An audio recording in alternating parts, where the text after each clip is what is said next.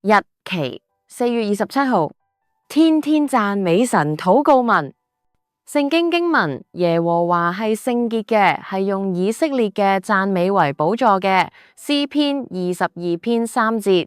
哈利路亞，讚美主，因你係施行仁義、公平、慈愛及憐憫嘅神，聖潔全能嘅主。我以禱告嚟到你跟前，喺你面前跪低敬拜你，喺你寶座前獻上我嘅讚美，願你悅納我嘅心。大能者上帝從日出之地到日落之處，全地都要讚美我嘅主，我嘅王，因我嘅上帝為至高，絕唔講大話。我嘅上帝要嚟，決不閉口。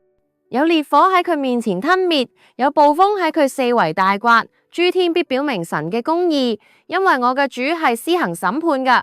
我嘅神啊，你嘅慈愛上及諸天，你嘅信實達到穹蒼，你嘅公義好似高山，你嘅判斷如同深淵。